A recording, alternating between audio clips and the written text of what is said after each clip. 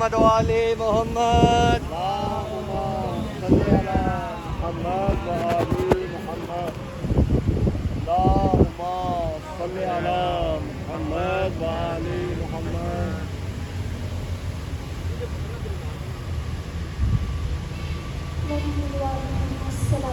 اللهم صل على محمد وآل محمد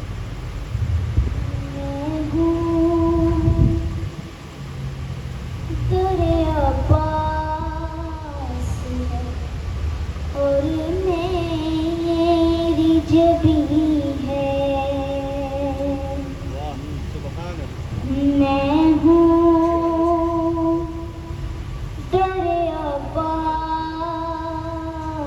ہے اور میری جبی ہے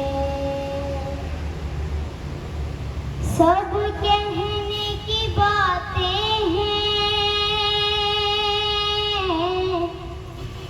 سب کہنے کی باتیں ہیں فلک ہے نہ زمین ہے میں ہوں در عباس ہے اور میری جبی ہے سب کہنے کی باتیں ہیں فلک ہے نہ زمین ہے میں ہوں در عباس ہے اور میری جبی ہے سبحان اللہ زخمی ہے مگر کرب بلا کتنی ہنسی ہے زخمی ہے مگر کرب بلا کتنی ہنسی ہے جنت کہیں دنیا میں ہے اگر ہے تو یہی ہے صلوات پر محمد وآل محمد زخمی ہے مگر کرب بلا کتنی ہنسی ہے جنت کہیں دنیا میں اگر ہے تو یہی ہے کب مشق چھڑی یاد ہے عباس کو لیکن کب مشق چھڑی یاد ہے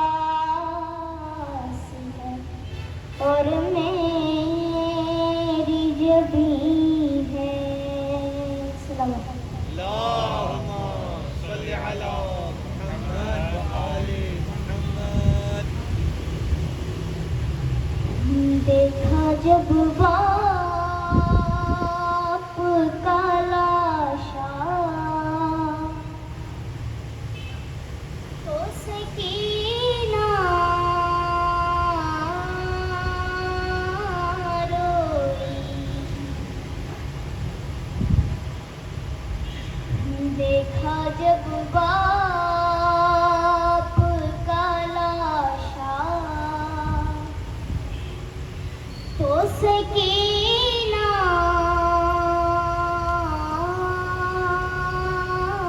روئی،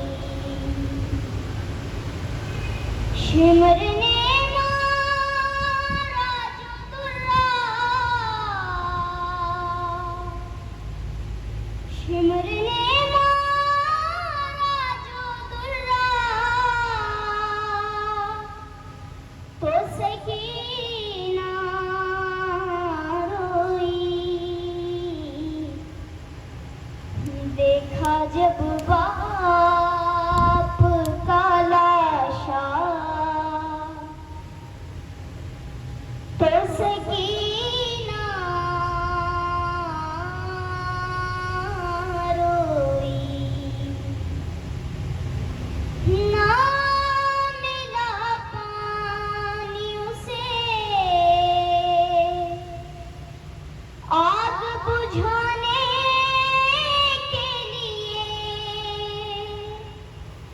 نہ ملا پانی اسے آگ بجھانے کے لیے، جل گیا بھائی کا جھولا تو سکینہ روئی، دیکھا جب باپ کا لاشا تو سکینہ روئی، منتیں کرتی رہی چھوڑ دے بابا کو میرے، منتیں کرتی رہی چھوڑ دے بابا کو میرے، شمر نے ہاتھ نہ روکا تو سکینہ روئی، دیکھا جب باپ کا لاشا تو سکینہ روئی، اوڑھ کر سر پردہ کان میں در پہنے ہوئے، اوڑھ کر سر پردہ کان میں در پہنے ہوئے، سامنے آئی جو رملہ تو سکینہ روئی، دیکھا جب باپ کا لاشا تو سکینہ روئی، مار کر سید مظلوم کے ہونٹوں پہ چھڑی، مار کر سید مظلوم کے ہونٹوں پہ چھڑی، جب ہنسا حاکم کوفہ تو سکینہ روئی، دیکھا جب باپ کا لاشا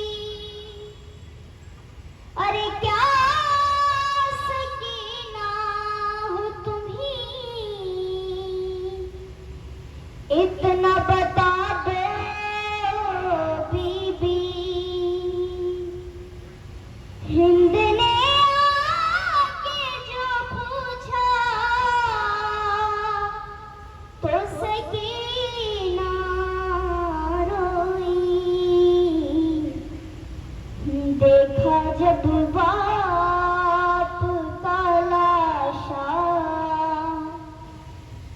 تو سکینہ روئی، قید میں سنتے ہوئے باپ کے سر سے لوری، قید میں سنتے ہوئے باپ کے سر سے لوری، زخمی ہونٹوں کو جو دیکھا تو سکینہ روئی، دیکھا جب باپ کا لاشا تو سکینہ روئی، چاہتی تھی کہ وہ لے آئے اسے خیمے میں، چاہتی تھی کہ وہ لے آئے اسے خیمے میں، باپ کا لاشا نہ اٹھا تو سکینہ روئی، دیکھا جب باپ کا لاشا تو سکینہ روئی، دیکھا جب باپ کا لاشا تو سکینہ روئی، برحمت والے محمد صلی اللہ علیہ وسلم۔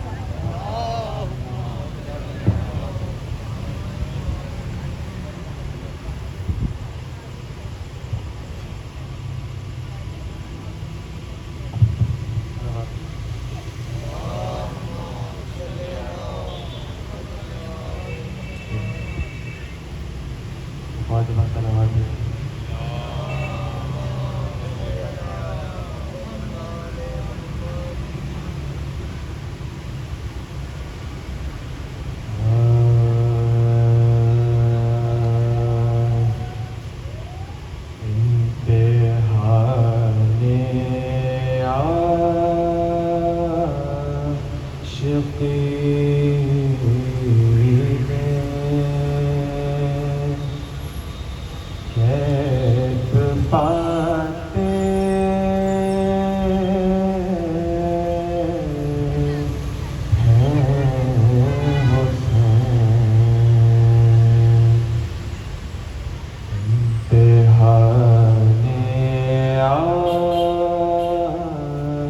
شقی میں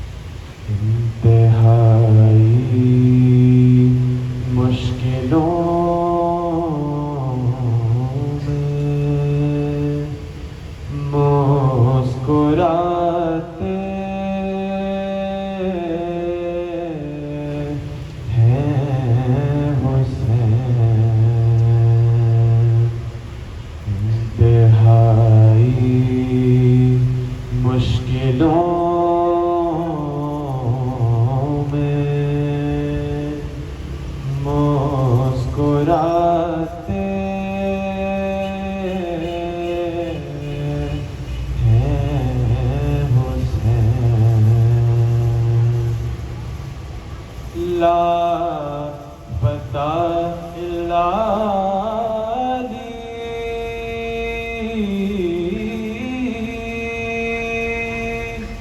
لا سیف الا ذوالفقار لا فتح الا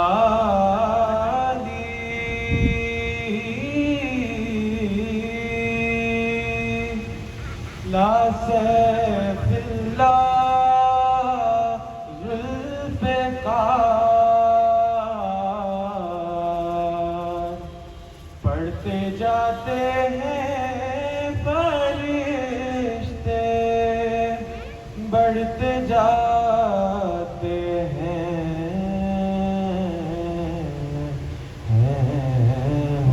سبحان اللہ نعرہ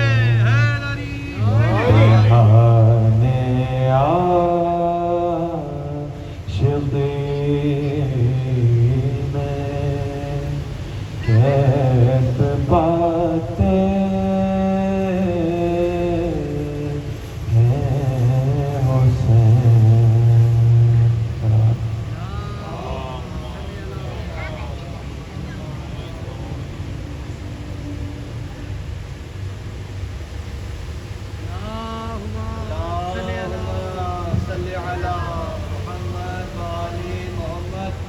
محمد وآل محمد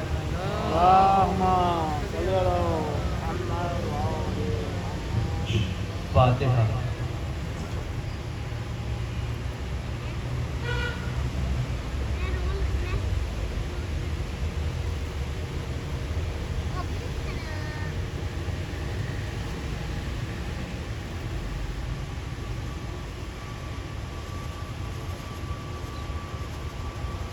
بلندر صلوات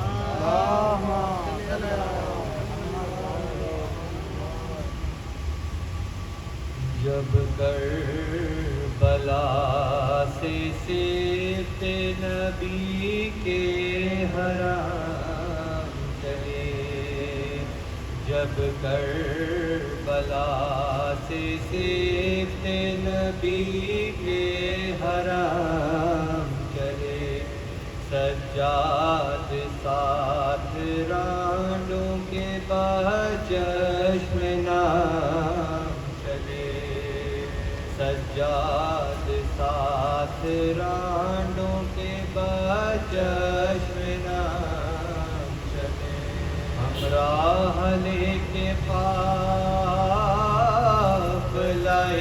رنجو ہم چلے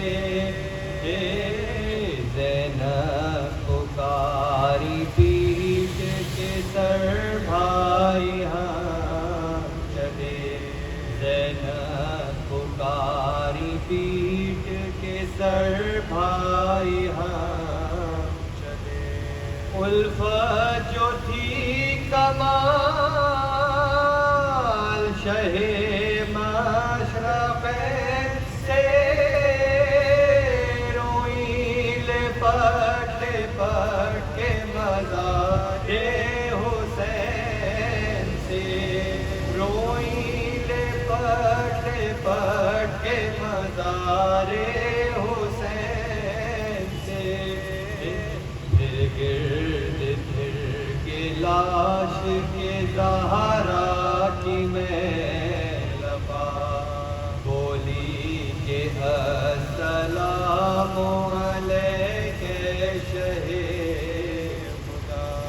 فرمائیے میں جا کے وطن میں کروں گی کیا بھیا جدا ہوتی ہے یہ غم کی مبتلا بھیا جدا ہوتی ہے یہ غم کی مبتلا رے کی دھیان دل ملول کو کیا جا کے منہ دکھاؤں گی قبر رسول کو کیا جا दिखाऊं कब्र रसूल को। भैया मैं तुम्हारे वतन में न जाऊंगी, भैया तुम्हारे कब्र पे आंसू बहाऊंगी। नालों से आसमान व ज़मीं को हिलाऊंगी, नामे हुसैन प्यासों को पानी पिलाऊंगी, नामे हुसैन प्यासों को पानी पिलाऊंगी। जो पूछेगा तू रोती है क्यों शोर हुसैन से, कह दूंगी छोड़ गई हूँ मैं भाई हुसैन से, कह दूंगी छोड़ गई हूँ मैं भाई हुसैन से। सज्जाद रो के करते थे ज़ैनब से ये सुमन, चलिए भूमि खुदा के लिए अब सुए वतन, रो रो के जान दो न यहाँ बैतुल मना, होना है कैद हमको दोबारा बसत महन, होना है कैद हमको दोबारा बसत महन। रोज़े बिना न जान के अब जाके रोइए, दुर्रों के ज़ख्म पोश्त पे दिखला के रोइए, दुर्रों के ज़ख्म पोश्त पे दिखला के रोइए। ये सुन के उठी कब्र से रोती वो सो गवार, एक हौद जैसे आह में आकर हुई सवार, पहुँचे वतन में जे घड़ी सजादे नामदार, पहले गई बक़ैया में ज़ैनब जिगर दिगार, पहले गई बक़ैया में ज़ैनब जिगर दिगार। बोली ले पर के कब्र से अम्मा दुहाई है, तशहीर हो के ज़ैनब नाशाद आई है, तशहीर हो के ज़ैनब नाशाद आई है।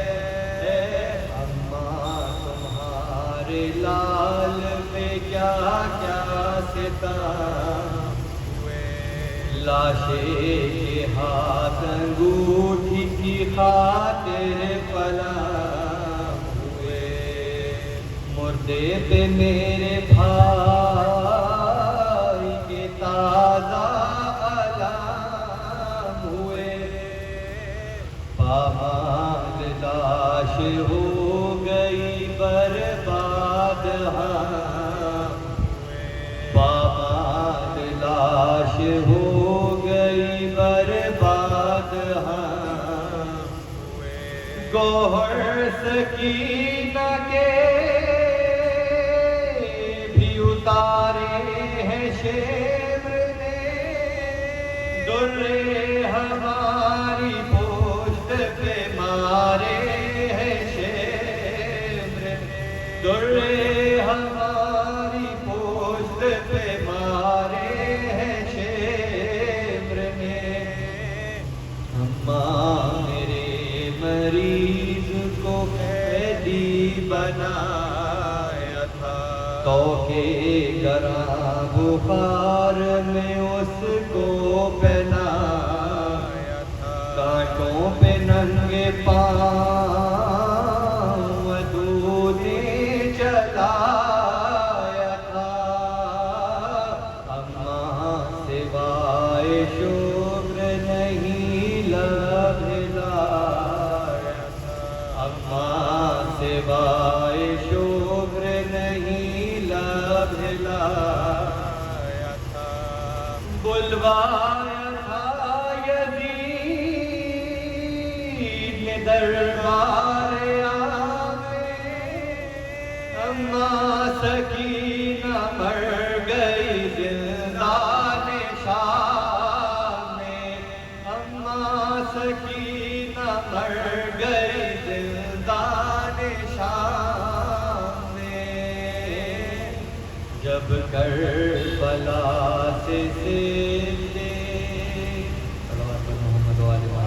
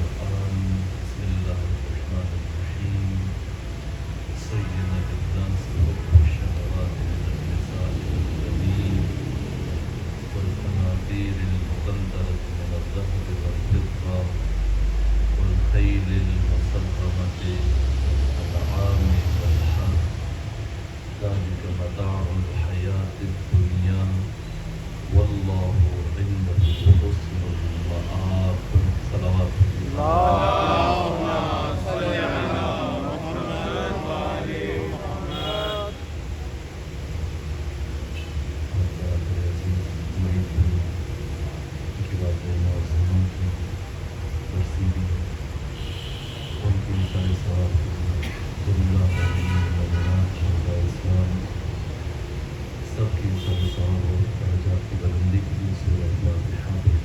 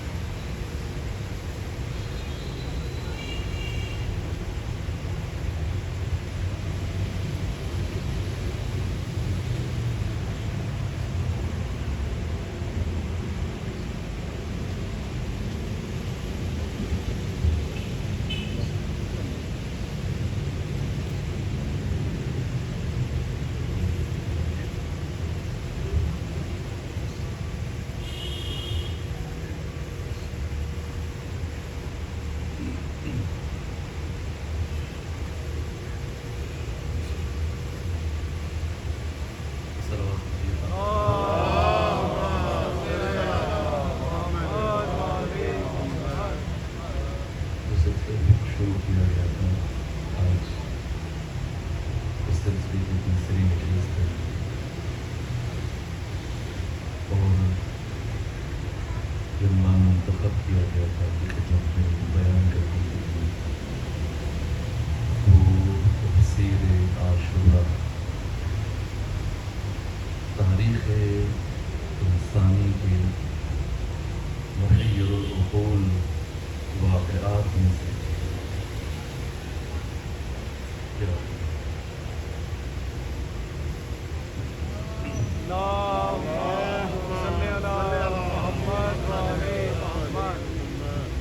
تاریخ انسانی کی حیرت انگیز اور اعجاب انگیز اور محیر العقول واقعات میں سے سب سے بڑا واقعہ، سب سے بڑا معرکہ، حادثہ، جنگ، جو بھی آپ نام لیجیے، جس نے بشر کو 1400 سال سے حیران کر رکھا ہے اور دنیا کے عقلاء، دانشور، صاحبان علم اور صاحبان معرفت ورطہ حیرت میں، جب بھی وہ اس حادثے سے متعلق سوچتے ہیں، اظہار نظر کرنا چاہتے ہیں، کچھ لکھنا چاہتے ہیں، تو اس حیرت اور استعجاب سے خود کو باہر نہیں نکال پاتے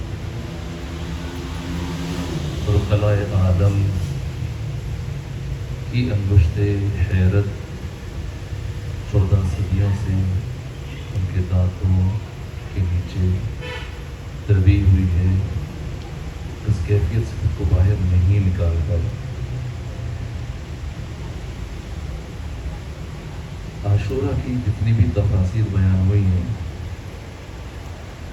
سب سے پہلے جو سوال اٹھتا ہے وہ اس نہضت اور اس تحریک کے جاویدانی ہونے سے متعلق ہے، اور اسی ضمن میں جب بات شروع کی تو پہلے نقطے پر جو کہ ولایت روح عاشورہ ہے اور سرور و سالار شہیدان حسین ابن علی علیہ آلہ وسلم نے اپنی شہادت سے 2 سال پہلے 58 ہجری میں حج کے موقع پر جب تشریف لے گئے تو اپنے قریبی عزیزوں سے، ساتھیوں سے اور جوانوں سے یہ کہا، انہوں نے معمور کیا کہ اس وقت مکہ کی سرزمین میں جتنے بھی اصحاب رسول موجود ہیں اور جتنے بھی تابعین موجود ہیں، تابعی موجود ہیں، ان سب کو بلاؤ، میرے پاس لے کے آؤ کہ تمہیں رسول اسلام کا نواسہ حسین ابن علی بلا رہا ہے۔ شیخ مفید، شیخ صدوق، خواجہ نصیر الدین طوسی، دیگر سیرت نگاروں نے اور مورخین نے لکھا ہے کہ کم سے کم 700 افراد سید الشہداء کے پاس جمع ہوئے، کم از کم، ورنہ بعض مورخین نے تعداد 1000 سے زیادہ لکھی، اور ان 700 افراد میں سے 200 افراد رسول اسلام کے صحابی، اور ان سب کے سامنے سرور و سالار شہیدان امام حسین نے جو تاریخی خطبہ ارشاد فرمایا وہ کتب سیرت اور تاریخ میں خطبہ مینا کے نام سے یاد کیا جاتا ہے۔ یہ خطبہ 3 حصوں میں مشتمل ہے، اور اس کے پہلے حصے میں امام حسین علیہ السلام نے اپنے پدر بزرگوار امیر المومنین کے فضائل کو بیان کیا،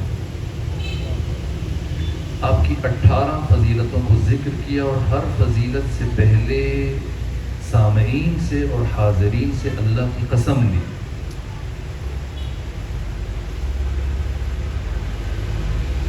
انشدکم اللہ، جب بھی بات کہی پہلے قسم لی۔ یہاں چونکہ ممکن نہیں ہے، آخری نشست ہے، اور کل سے جو گلستان زہرا میں ایبٹ روڈ میں مجالس کا سلسلہ شروع ہوگا، اس کے کم سے کم ایک نشست میں اور ایک مجلس میں خطبہ مینا کی ان واقعات جن کی طرف سید الشہداء نے اشارہ فرمایا اور ہر واقعے سے پہلے قسم لی، بیان کرنے کی کوشش کریں گے۔ لیکن جو اساسی نقطہ میں آپ کی خدمت میں عرض کرنے کی کوشش کر رہا ہوں وہ یہ کہ عاشورہ کی ابدیت کا راز کیا ہے، اور عاشور سے پہلے خود وہ شخصیت کے جو محور ہیں عاشور، اپنی شہادت سے 2 سال پہلے جس طرح سے امام حسین علیہ السلام نے آپ کی شخصیت کو بیان کیا اور خطبہ مینا کا محور قرار دیا اپنے پدر بزرگوار کے فضائل کو، حتیٰ روز عاشور اپنے بابا علی علیہ السلام کی عظمت و فضیلت بیان کی، حتیٰ تلوار اٹھانے سے پہلے عجیب کام کیا۔ اس سے پہلے کہ حضرت تلوار اٹھائیں، دیکھیں یہ عجیب ہے، یہ پہلو قابل غور ہیں جن کو بیان کریں گے اگلے 5 دنوں میں، کہ سید الشہداء نے کیوں کربلا کا انتخاب کیا، کیوں مدینہ میں نہیں روکے، مدینہ میں رکے رہتے، یزید کی بیعت نہ کرتے، کیوں حضرت نے مکہ کو اپنا قیامگاہ قرار نہیں دیا۔ اور عجیب یہ کہ جب مدینہ چھوڑ رہے ہیں، جو بھی پوچھ رہے ہیں آپ سے کہاں جا رہے ہیں، فرمایا میں عراق جا رہا ہوں۔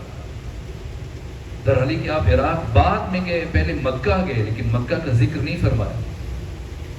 اگر مکہ سے صرف گزرنا ہوتا یا عمرہ کرنا ہوتا یا سلام کرنا ہوتا، 2-4 دن رکنا ہوتا، پھر بات سمجھ میں آتی ہے، لیکن مسلسل 4 مہینے اور 5 دن آپ کا مکہ میں قیام فرمانا اور اس کے بعد کربلا جانا،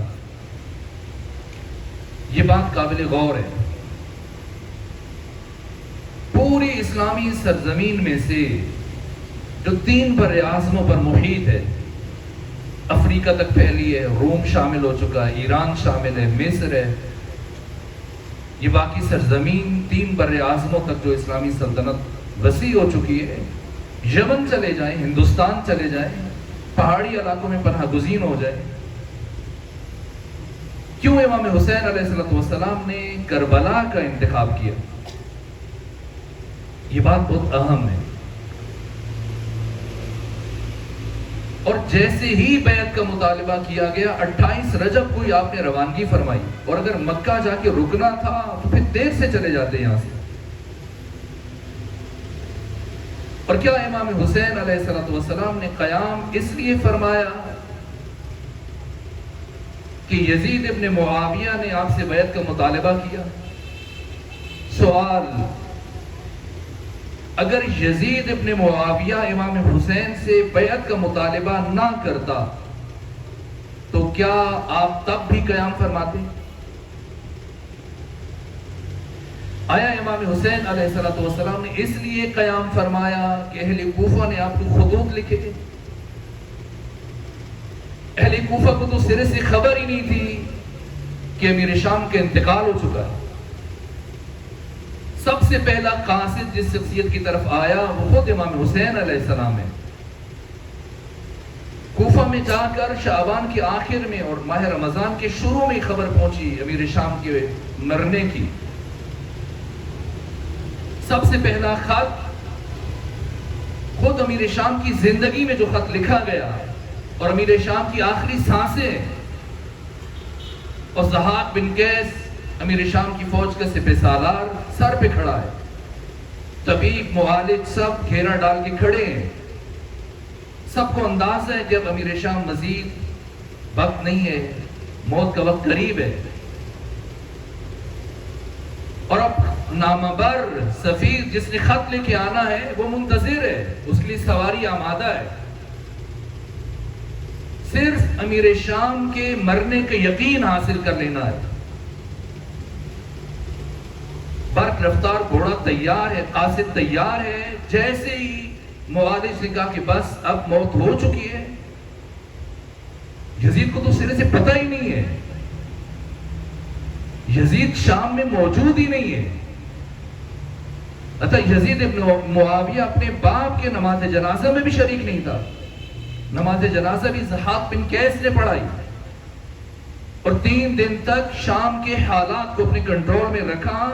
اور 3 دن کے بعد جب یزید ابن معاویہ شکار سے پلٹ کے آیا تو حکومت اس کی سپورٹ کی.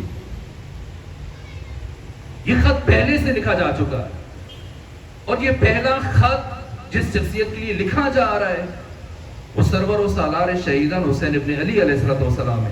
کیوں پہلا خط امام حسین کو لکھا جا رہا ہے؟ ابن عساکر نے, طبری نے, اسد الغابہ اور بڑے بڑے مورخین نے جو تعداد لکھی ہے اس زمانے میں مسلمانوں کی وہ تقریباً 9000 ہے. معذرت 9 کروڑ. یہ 9 کروڑ افراد سب کو نظر انداز کر کے حسین ابن علی سے کیوں بیعت کا مطالبہ کیا جا رہا ہے؟ کیوں حسین سے بیعت مانگی جا رہی ہے؟ اور امام حسین کے پاس 2 راستے ہیں. پہلا راستہ یہ کہ بیعت نہ کریں لیکن قیام بھی نہ فرمائیں. 3-4 اور افراد نے بھی یزید کی بیعت نہیں کی تھی. عبداللہ ابن زبیر نے بیعت نہیں کی, عبداللہ ابن عمر نے بہت بعد میں بیعت کی, منذر بن زبیر نے بیعت نہیں کی, اور چند افراد نے بھی بیعت نہیں کی. بیعت نہ کرے لیکن کوفہ بھی نہ جائیں, کربلا بھی نہ جائیں. یہ بات بہت اہم ہے کہ کیا امام حسین اس لیے کوفہ تشریف لے گئے کہ آپ سے بیعت کا مطالبہ کیا گیا, یا اس لیے کہ اہل کوفہ نے آپ کو خطوط لکھے؟ جیسا میں عرض کر رہا تھا آپ کی خدمت میں, پہلا خط امام حسین کے لیے لکھا جا رہا ہے. اور جب اہل کوفہ کو خبر ہوئی اور انہوں نے قیس ابن مسہر سیداوی اور سعید بن عبداللہ حنفی کے ہاتھ خطوط کی جو پہلی کھیپ بھیجی امام حسین کے لیے, یہ لوگ پہلی مرتبہ 10 رمضان المبارک کو آئے مکہ میں امام حسین کے پاس یہ خطوط لے کر. پھر خطوط کی دوسری کھیپ 12 رمضان المبارک کو پہنچی اور پھر مسلسل ان 5 دنوں میں 80,000 خطوط آئے. اور 15 رمضان کو پھر امام حسین علیہ السلام نے جناب مسلم بن عقیل کو روانہ کیا, لیکن فرمایا کہ آپ نے مدینے کے راستے سے جانا ہے. تو امام حسین مکہ رک جائیں. عبداللہ ابن زبیر نے بیعت نہیں کی, اس کے باوجود عبداللہ ابن زبیر کیا قتل کر دیے گئے؟ مکہ میں رکے اور 11.5 سال حکومت کی, اور بنو امیہ کی حکومت سمٹ کر شامات کے علاقے تک محدود ہو گئی. سارا مصر, سارا عراق, سارا ایران, حجاز, مکہ و مدینہ, بصرہ و کوفہ, سارے کا سارا عبداللہ ابن زبیر کی کنٹرول میں آ گیا. عبد الملک بن مروان کی حکومت تک بنو امیہ زور لگاتے رہے لیکن عبداللہ ابن زبیر سے اقتدار نہیں چھین سکے. تو امام حسین بھی مکہ رک جائیں, اور مکہ ہی کیوں جائیں, اپنے گھر میں رہیں, بیعت بھی نہ کریں, گھر قیام فرمائیں. نہ تو امام حسین نے اہل کوفہ کے خطوط کے جواب میں قیام فرمایا, نہ یزید ابن معاویہ کی بیعت کے مطالبے پر قیام فرمایا، نہ یہ دونوں کام نہ ہوتے تب بھی امام حسین نے قیام کرنا تھا۔ یہ بات بہت اہم ہے، اس کا جواب میں بعد کی مجالس میں عرض کروں۔ اور خود امام حسین سے بیعت لینے پر اتنا اصرار کیوں ہے؟ یزید خاموشی اختیار کر لے، اگر امام حسین بیعت نہیں کرتے نہ کریں، آخر یزید ابن معاویہ کی کیا مجبوری ہے کہ وہ اصرار کر رہے کہ امام حسین بیعت کریں؟ اور امام حسین کے پاس دو راستے ہیں، ایک راستہ یہ کہ بیعت نہ کرے اور کسی دوسرے مقام کی طرف تشریف لے جائیں، یمن چلے جائیں، ہندوستان چلے جائیں، جیسا عبداللہ ابن عباس نے کہا کہ حضرت پہاڑی علاقوں میں روپوش ہو جائیں، اپنے عیال کو لے جائیں، اہل بیت کو لے جائیں، اپنے ساتھیوں کو لے جائیں، اپنی جگہ بدلتے رہیں، محفوظ رہیں گے۔ کیوں آپ نے کوفہ کو منتخب کیا؟ در حالی کہ عبداللہ ابن عمر، عبداللہ ابن زبیر، عبداللہ ابن عباس سب مشورہ دے رہے ہیں کہ فرزند رسول جان جیت چاہتا ہے جائیے، لیکن عراق نہ جائیے، کوفہ نہ جائیے۔ انہیں نظر آ رہے کہ اہل کوفہ امام حسین کے ساتھ وفا نہیں کریں گے، کیا امام حسین خود نہیں دیکھ رہے؟ شہید مرتضی مطہری فرماتے کہ جو شے عبداللہ ابن عباس، عبداللہ ابن عمر اور عبداللہ ابن زبیر کو شیشے میں نظر نہ آ سکے، حسین پتھر اور اینٹ میں دیکھ سکتے ہیں، تو انہیں نظر آ رہے کہ آپ کو کوفہ نہیں جانا چاہیے، تو پھر امام حسین نے کوفہ کو کیوں انتخاب کیا؟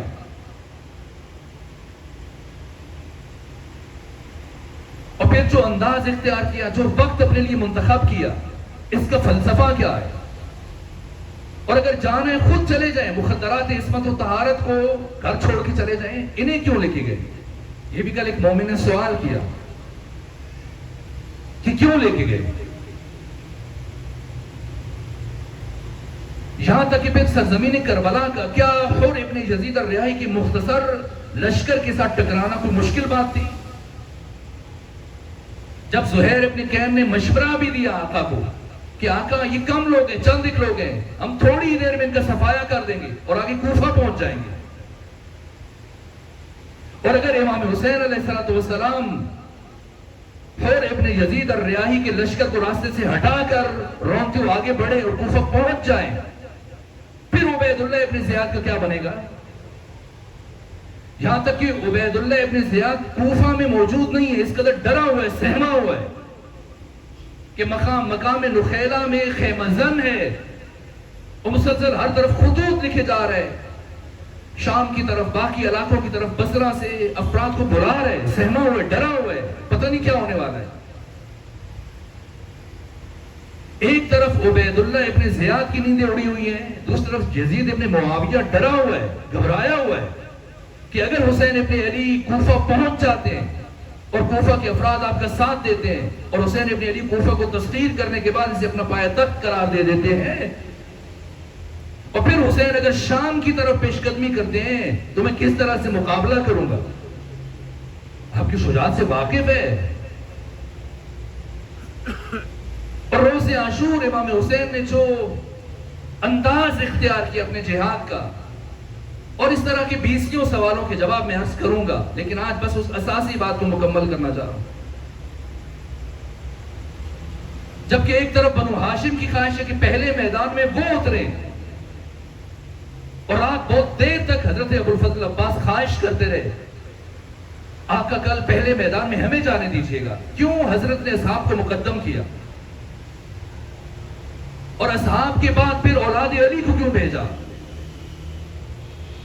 اور اولاد علی کے بعد پھر اپنے بھانجوں کو کیوں بھیجا؟ اون محمد کو، پھر اولاد عقیل کو، پھر اپنے بھتیجوں کو، پھر ابوالفضل عباس کو، پھر علی اکبر کو، اور جناب علی اصغر کی قربانی سب سے آخر میں کیوں رکھی؟ اور باقی آپ کے قیام کی حکمتیں، اور آپ نے جو روش اختیار کیا، آپ نے جو انداز اختیار کیا، اور مخدرات عصمت و طہارت میں جن شخصیتوں کو چن کے اپنے ہمراہ لے کے آئے، ہم کوشش کریں گے کہ ایک ایک کی حکمت اور فلسفہ اور راز بیان کر سکیں، لیکن جو پہلا سوال، جو اہم سوال ہے عاشورہ کی ابدیت کا راز کیا ہے؟ اور روح عاشورہ شخصیت امیر المومنین ہے، ولایت امیر المومنین ہے. یہ بات بہت اہم ہے. یہاں تک کہ روز عاشور جناب قاسم کی لاش پامال ہوئی، شبیہ حسن مجتبیٰ کی پامال لاش کو اٹھا لیا، پھر بھی تلوار نہیں چلائی. شبیہ رسول اللہ علی اکبر کی لاش کے ٹکڑے چن لیے. فقط تلو اربن اربا، یہ سید ابن طاؤس فرما رہے اپنے مقتل میں. جناب حضرت علی اکبر کی لاش کربلا میں بکھر گئی، ٹکڑے چنے امام حسین نے. حتی حضرت ابو الفضل عباس، آپ کی زری جا کے دیکھ لیجئے کربلا میں، آپ کی قامت جو لکھی سیرت نگاروں نے کہ جب آپ زین فرس کے اوپر تشریف فرما ہوتے تھے تو آپ کے پاؤں زمین کے ساتھ لگتے تھے، زمین چھوتی تھی آپ کے قدموں کو. لیکن آج قبر کا تعویذ جا کے دیکھیں، ایک گٹھڑی اٹھائی امام حسین نے، لیکن اس کے باوجود تلوار نہیں اٹھائی. حتیٰ علی اصغر کا خون اپنے چہرے پہ مل لیا اور تلوار نہیں اٹھائی. روز عاشور ایک ایک لفظ جو آقا کی زبان سے نکلا، جس لمحے میں اس کا محل بے عینی وہی تھا، جس لمحے وہ لفظ آپ کی زبان سے ادا ہوا. حتیٰ جب جناب علی اکبر کی شہادت ہوئی، اس کے بعد پھر کسی اور بشر سے، کسی انسان سے حضرت نے گفتگو نہیں کی. بس عمر ابن سعد کو ایک بددعا دی کہ اللہ تیری نسل کو قطع کرے، تو نے میری نسل کو قطع کیا. اس کے بعد 2 سے 3 جملے جو کسی کے لیے آپ نے کہے، اس کے بعد صرف اور صرف حسین ابن علی پروردگار سے ہم کلام ہیں بعد شہادت شبیہ رسول اللہ. لیکن پھر بھی تلوار نہیں اٹھائی. کس موقع پر امام حسین نے تلوار اٹھائی؟ روز عاشور. 72 شہید رائے خدا میں پیش کر دیے، تلوار نہیں اٹھائی. وقت آخر اپنے ذوالجناح کو جا کے خیام میں باندھا اور اپنے نانا کے ناکہ پر سوار ہوئے. اپنے نانا کا امامہ سر اقدس پہ پہنا، عبا اوڑی، نانا کا عصا اٹھایا، میدان کربلا میں تشریف لائے اور اب آخری خطبہ ارشاد فرمایا. اور خطبے کے بعد جب خطبہ مکمل ہوا، کوئی تحفظ ایجاد نہیں ہوا، کوئی ایک فرد بھی دشمن کے لشکر سے ادھر نہیں بڑھا. حضرت نے بس ایک بات کی کہ مجھے پتا کہ آج کے دن تم میں سے کسی پر حسین کی نصیحت اثر نہیں کرے گی، اور اس کی وجہ یہ ہے کہ جس شکم میں لقمہ حرام داخل ہو چکا ہو، ایسے شخص پر حسین کی نصیحت بھی اثر نہیں کر سکتی. لیکن صرف اتنا بتاؤ کہ کیوں تم سب کے سب میرے قتل پر جمع ہوئے ہو. دیکھیے کربلا کی ابدیت کا راز ہے. کربلا میں قدم قدم پر جو ایک ایک لفظ کہا جا رہا ہے، جو ترتیب ہے، جو ایک ایک اقدام ہے. روز تاسوعا، کیا امام حسین موت سے ڈرتے تھے؟ 9 محرم کو جب شمر ابن ذوالجوشن کربلا میں آیا، آتے اس نے حملے کی، ایک ڈھنڈورا پیٹا، 2000 افراد اس کے ساتھ تھے، 3000 کو اور شامل کیا اور چاہتا ہے کہ حملہ کرے. اور جب شمر کی فوج خیام کی قریب بڑھی، امام حسین مہلت مانگ رہے. عاشق شہادت حسین ابن علی ایک رات کی مہلت مانگ رہے ہیں. یہ مہلت کیوں مانگی؟ اور اب روز عاشور تلوار اٹھانی ہے تاکہ کربلا کے یہ پہلو مکمل ہو جائے. اگر حسین تلوار نہ اٹھائے، کربلا تشنا رہ جائے، ناتمام رہ جائے، پھر کربلا ہمجہت نہ ہو سکے. کربلا کی جامعیت کے لیے ضروری ہے کہ حسین تلوار اٹھائیں. لیکن کس موقع پہ تلوار اٹھائی؟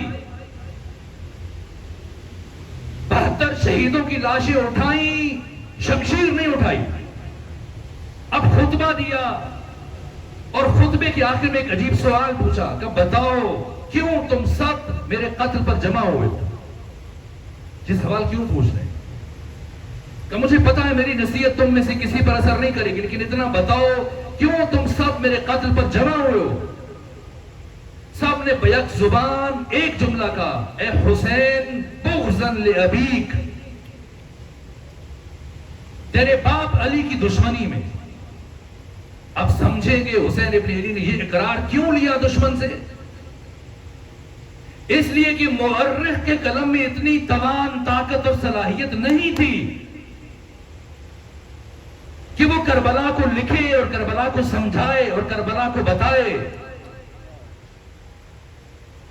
مورخ کے قلم میں، نہ کسی دانشور کے قلم میں، نہ کسی کی زبان میں اتنی توان تھی کہ وہ آ کر کربلا کا ترجمان یا ریپریزنٹیٹیو یا نمائندہ بن سکے. یہ کام آقا حسین نے خود انجام دیا.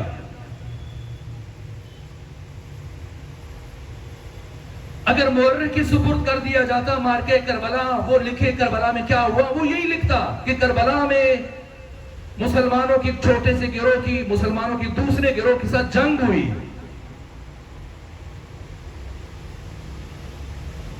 اسی لیے امام حسین نے یہ سوال پوچھا تاکہ تاریخ میں رقم کر کے چلے جائیں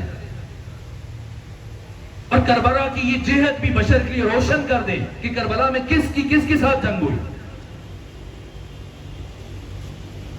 پوچھا بتاؤ کیوں تم سب میرے قتل پر جمع ہوئے ہو؟ سب نے کہا بغضا لابیک، تیرے باپ علی کی دشمنی میں. شہید مطہری فرماتے کہ روز عاشور امام حسین نے ایک لفظ اپنی زبان سے اضافی نہیں کہا.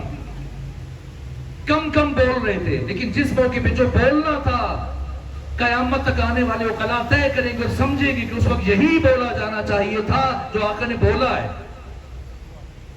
ورنہ ایسی ہنگامی کیفیات میں انسان آپے سے باہر ہو جاتا ہے، یا ڈر جاتا ہے، گھبرا جاتا ہے، خوف زدہ ہو جاتا ہے، چپ لگ جاتی ہے، یا آپے سے باہر ہو جاتا ہے اور اپنے قد سے زیادہ بڑی باتیں کرنا شروع ہو جاتا ہے. روز عاشور امام حسین کے امتیازات میں سے ایک امتیاز یہ بیان کیا سیرت نگاروں نے کہ جیسے جیسے وقت گزر رہا تھا اور مصائب اور حوادث کی آندیاں رخ کر رہی تھی اور مصیبتوں کے پہاڑ آپ پر ٹوٹ رہے تھے، ویسے ویسے آپ کی چہرے کی طمانینت میں اضافہ ہو رہا تھا. ہر لفظ جچا تلا، ہر اقدام جچا تلا اور نپا تلا. کیوں پوچھا؟ یہ اقرار کیوں لیا دشمن سے؟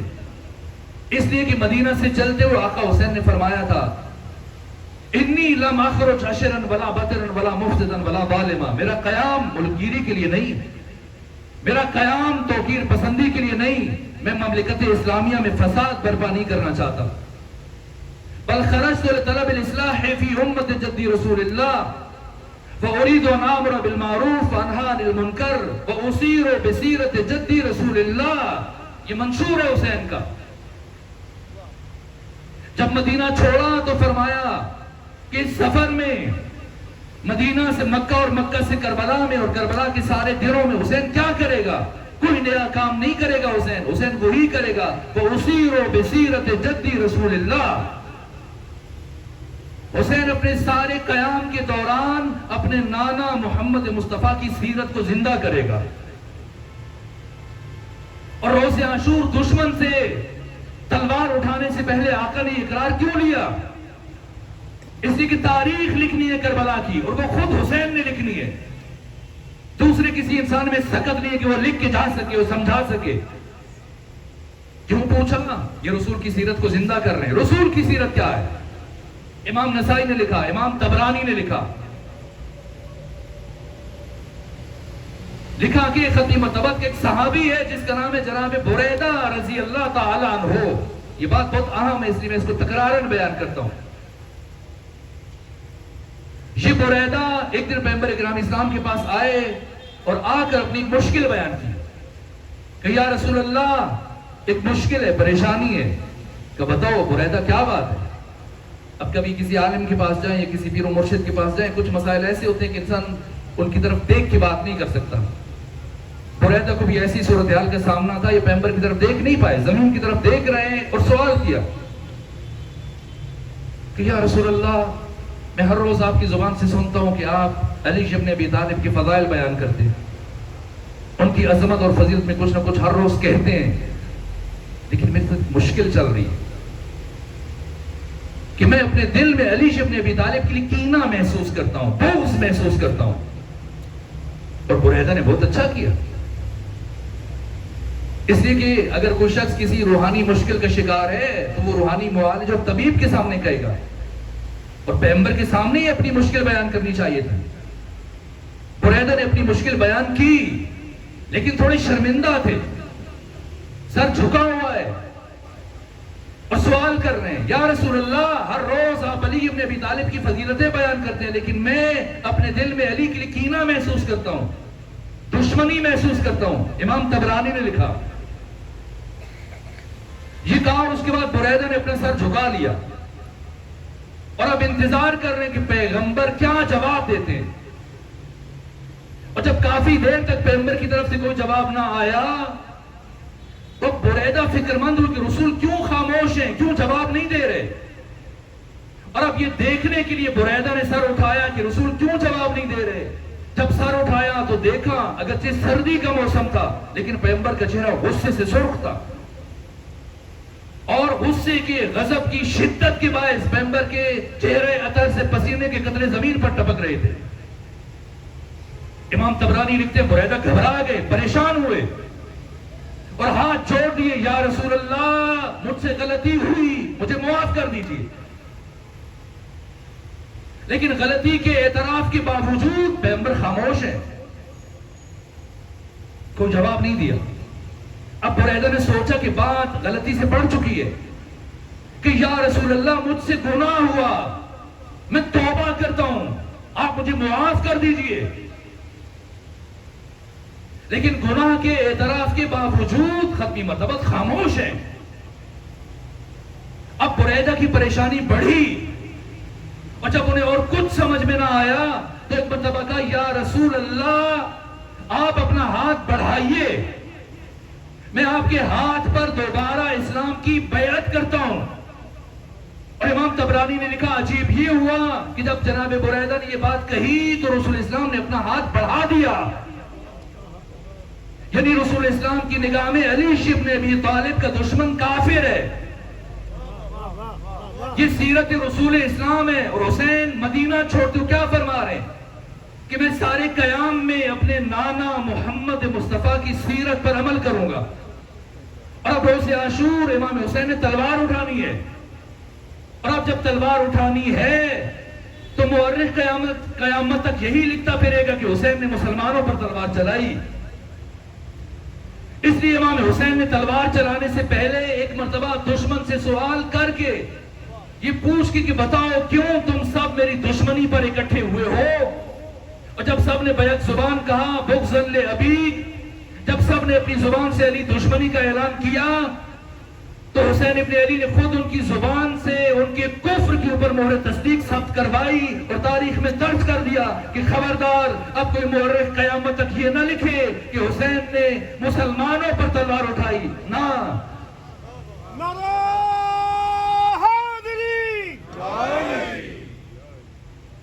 صلوات بھیجیے خاندان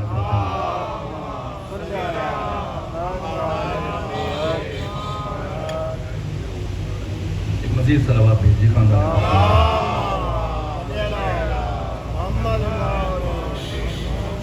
ایک مزید صلوات بھیجیے خاندان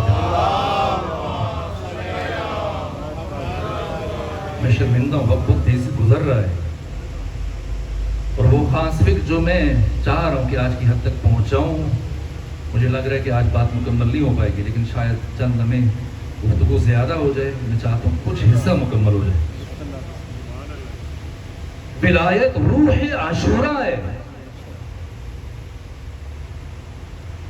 اور جو راز علی ابن ابی طالب کی ابدیت اور سرمدیت کا ہے وہی راز عاشورہ کے ابدی ہونے کا ہے۔ میں نے 2 دنوں میں آپ کی خدمت میں پہلے دن وہ شخصیات جنہوں نے عشق علی میں اپنی زندگیاں قربان کی ان 1400 سالوں میں، اور پھر گزشتہ کل کی مجلس میں نے یہ بیان کرنے کی کوشش کی ان 1400 سالوں میں جو بڑے بڑے مسلح اور مسلم ریفارمرز اور بڑے بڑے دانشور اور غیر مسلم اور دیگر مکاتب فکر سے تعلق رکھنے والے افراد جو ان کے اظہارات تھے امیر المومنین سے متعلق کہ علی اپنی شہادت کے بعد زندہ تر ہو گئے جیسے شہید مرتضیٰ مطہری نے کہا، لیکن اس کی ابدیت کا راز کیا ہے؟ کیوں علی سرمدی ہیں؟ کیوں علی لازوال ہیں؟ کیوں علی لافانی ہیں؟ کیوں علی آفاقی ہیں؟ کیوں علی ہمگیر ہیں؟ کیوں علی یونیورسل ہیں؟ کیوں علی کی شہادت کے ساتھ علی کا ذکر ختم نہیں ہوا بلکہ پہلے سے زیادہ بڑھنے لگ گیا؟ راز کیا ہے؟ راز وہی ہے جو ختمی مطبوعت نے اپنی زندگی میں بارہا مختلف لفظوں سے بیان کیا، جو فرمایا کہ علی ممسوس فی ذات اللہ، علی سر سے لے کے پاؤں تک عشق خدا میں اور معرفت خدا میں غرق ہے،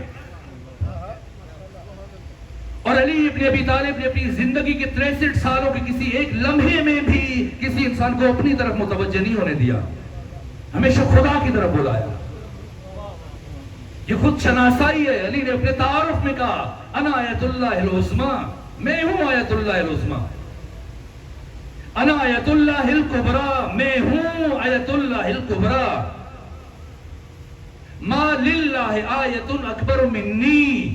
یہ علی فرما رہے ہیں اس ساری کائنات میں مجھ سے بڑھ کر اللہ کی کوئی آیت وجود نہیں رکھتی ہے۔ یہ جو آپ مجتہدین اور فقہا کو آیت اللہ کہتے ہیں یا آیت اللہ العظمیٰ کہتے ہیں، یہ مجازن ہے۔ جیسے آپ محمد علی جناح کو قائد اعظم کہتے ہیں، پاکستان کے عوام بانی پاکستان کو جن کا نام محمد علی جناح ہے، لیکن کیا بولتے ہیں؟ قائد اعظم۔ قائد اعظم تو رسول اللہ ہے، سب سے بڑے قائد اس کائنات میں رسول اسلام ہے، تو پھر محمد علی جناح بانی پاکستان کو کیوں کہتے ہیں؟ مجازن، کہ ہمارے درمیان اس خطے میں جو بڑا قائد ہے وہ محمد علی جناح ہے، یہ قائد اعظم ہے۔ یہ جو ہم فقہا کو مجتہدین کو آیت اللہ العظمیٰ کہتے ہیں، مجازن کہتے ہیں کہ ہمارے درمیان، ہم انسانوں کے درمیان جو بھی موجود ہیں، ان میں سے اللہ کی سب سے بڑی نشانی یہ ہے، آیت اللہ سیستانی ہے،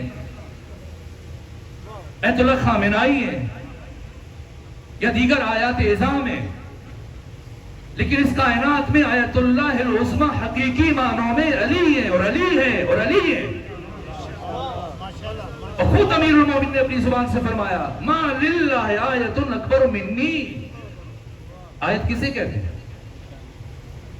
آیت کا معنی جو مفردات راغب میں امام راغب اصفہانی بیان کیا، آیت یعنی آئینہ۔ بات اہم ہے، پہلے بھی کبھی عرض کی لیکن تکرار کر رہا ہوں تاکہ پیغام پہنچ جائے۔ آئینہ یعنی میں آئینہ پروردگار ہوں۔ یہ آئینہ کیا کام کرتا ہے؟ آپ نے آئینہ دیکھا؟ آج جوان سارے لا رہے ہیں، بزرگ نہ بھی دیکھو، جوان کو دیکھتے ہیں جب بھی گھر سے باہر نکلتے ہیں، تو کیا آج آپ نے آئینہ دیکھا ہے؟ نہیں، آپ آئینہ دیکھنے کے لیے تو نہیں کھڑے ہوئے۔ آئینہ آپ اس دن دیکھتے ہیں جس دن آئینہ خریدنے کے لیے جاتے ہیں، یا جس دن آپ آئینے کی صفائی کرتے ہیں۔ آج آپ آئینہ دیکھنے کے لیے آئینے کے سامنے کھڑے نہیں ہوئے، آئینے میں خود کو دیکھنے کے لیے کھڑے ہوئے ہیں۔ تو آئینہ اسے کہتے ہیں جو اپنا آپ نہیں دکھاتا، اپنے اندر کسی اور کو دکھاتا ہے۔ علی فرما رہے انا آیت اللہ العظمیٰ وانا آیت اللہ الکبریٰ وما للہ آیت اکبر منی۔ یعنی علی نے ساری زندگی اپنا آپ نہیں دکھایا، خود میں خدا کو دکھایا ہے۔ کبھی ذہن بشر کو، عقل بشر کو، روح بشر کو، فکر بشر کو اپنی سمت متوجہ نہیں ہونے دیا۔ یہاں تک کہ ابن ابی ردید معتزلی انتہائی تعجب سے یہ واقعہ لکھتے اپنی شرح میں، نہج البلاغہ پہلی جلد میں، کہا کہ امیر المومنین جب بھی اپنے گھر سے باہر نکلنے کا ارادہ کرتے تھے تو آپ کے عشاق، محب، چاہنے والے صحابی، شیعہ، آپ سے محبت رکھنے والے افراد آپ کے گھر کے باہر دونوں طرف گلی میں صف باندھے کھڑے علی کا انتظار کر رہے ہوتے کہ علی باہر آئے تو ہم علی کو دیکھ سکیں۔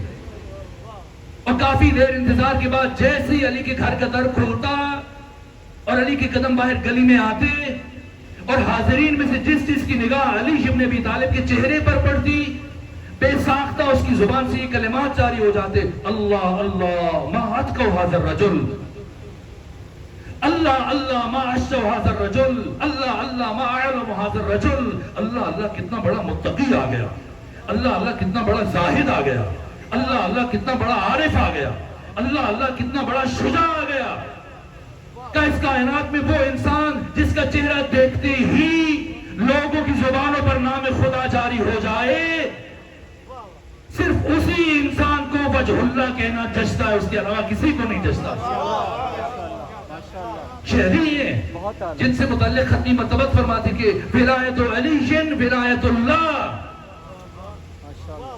وحبہ حب اللہ۔ یہ علی ہیں جس کی ولایت خدا کی ولایت ہے، اور یہ علی ہیں جس سے محبت خدا سے محبت ہے۔ یہ بات بہت بڑی ہے، اب دامن وقت میں گنجائش نہیں کہ اسے میں مزید کھولوں، لیکن ایک اشارہ کر دوں۔ یہ مریم کتنے سال اللہ کے گھر میں رہی، اور جب عیسیٰ کی ولادت کا وقت قریب آیا باہر آنا پڑا آپ کو، اور جب باہر آ گئی تو جتنا عرصہ اللہ کے گھر میں رہی، قرآن مجید فرما رہے کلما دخل علیہا زکریا المحراب، جب بھی محراب عبادت میں جناب زکریا جاتے مریم کے پاس، خالو تھے، سرپرست تھے، وجد عندہا رزقا، دیکھتے کہ انواع و اقسام کا رزق پڑا ہے مریم کے پاس۔ قال یا مریم انا لک ھذا، یہ کہاں سے آیا ہے سب کچھ؟ قالت هو من عند اللہ، یہ خدا کی طرف سے آتا ہے۔ ہل جاتے تھے جناب زکریا یہ سب دیکھ کر، اور پھر کہتے تھے آپ میرے لیے دعا کریں کہ اللہ مجھے فرزند عطا فرمائے۔ یہ مریم جو اتنے سال اللہ کے گھر میں رہی، قرآن فرما رہے کلما دخل علیہا زکریا المحراب، جب بھی زکریا جاتے تو جناب مریم کے پاس رزق پاتے جو جنت سے آتا تھا، خدا بھیجتا تھا۔ لیکن جب جناب مریم کی ولادت ہوئی، جناب عیسیٰ کی ولادت ہوئی، اور اب جناب مریم نے اپنے جسم میں ناتوانی محسوس کی، کمزوری محسوس کی، نقاہت محسوس کی، اور اب طلب محسوس کی کچھ کھانے کے لیے مل جائے، اور اب منتظر ہے کہ شاید کچھ آ جائے۔ اسی کے اتنے سال پہ ہم مسلسل بالاستیعاب حق تعالی بن مانگے جناب مریم کے لیے کھانا بھیجتا رہا، اور امید بھی تھی شاید ابھی آ جائے، لیکن جب وقت گزر گیا اور کچھ نہ آیا، اب جناب مریم نے دست دعا بلند کی، پروردگار میرے لیے کھانا بھیج۔ حق تعالی نے ارشاد فرمایا مریم کھانا چاہیے، حسی الی، یہ قرآن ہے، حسی الی کی بجزء النخلہ، اٹھو جاؤ، یہ کھجور کا جو درخت ہے اس کے تنے کو زور سے ہاتھ مارو، تو ساقط علیک رطبا جنیا، جب تازہ کھجوریں گرے تو اٹھا کے کھا لینا۔ تعجب سے سوال کیا مریم قدیسہ نے، مریم بطول نے، مریم معصومہ نے، پروردگار اتنے سال تیرے گھر میں رہی، کبھی نہیں مانگا، بن مانگے عطا کیا، آج خود مانگ رہی ہوں، مجھے ضرورت ہے، نحیف ہوں، کمزور ہوں، ناتوان ہوں، اور مجھ سے کہا جا رہا ہے کہ میں خود جاؤں تنے کو ہاتھ ماروں، کھجورے گرے اٹھ کے کھاؤں، کیوں؟ تو خدا نے فرمایا اے مریم کل تک تمہارے دل میں صرف میری محبت تھی،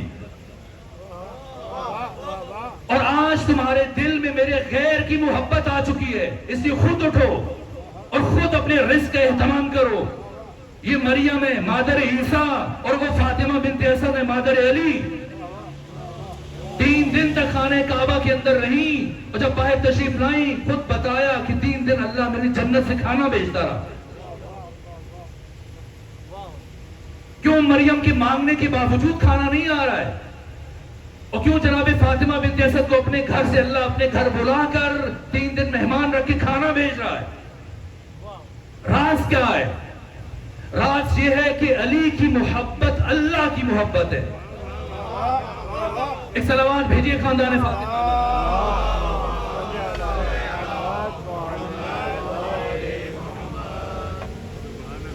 کیوں علی کی محبت اللہ کی محبت؟ یہ بات سادہ نہیں ہے، وہ چیز جس کے اوپر ذرہ برابر کمپرومائز کی گنجائش نہیں ہے، وہ توحید باری تعالی ہے، اور اللہ ہر گناہ معاف کر سکتا ہے لیکن شرک معاف نہیں کر سکتا۔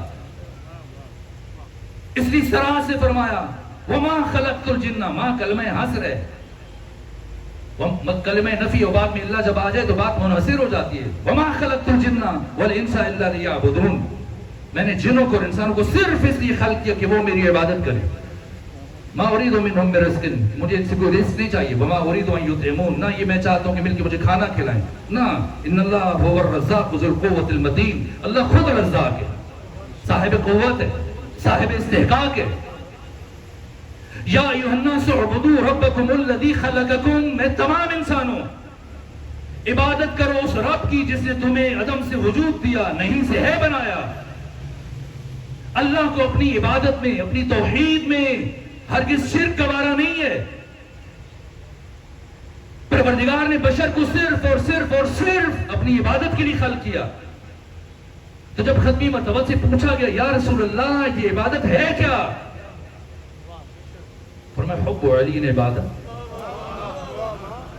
علی سے محبت کرو خدا کی عبادت ہے. ذکر علی عبادت، علی کا ذکر کرو خدا کی عبادت ہے. النظر الی وجہ علی ابن ابی طالب عبادت، علی کے چہرے سے چہرے پر محبت کی نگاہ ڈالو، یہ عبادت ہے. کیا ربط ہے ان دو باتوں میں کہ ذکر علی کا عبادت خدا کی، محبت علی کی عبادت خدا کی، زیارت علی کی عبادت خدا کی.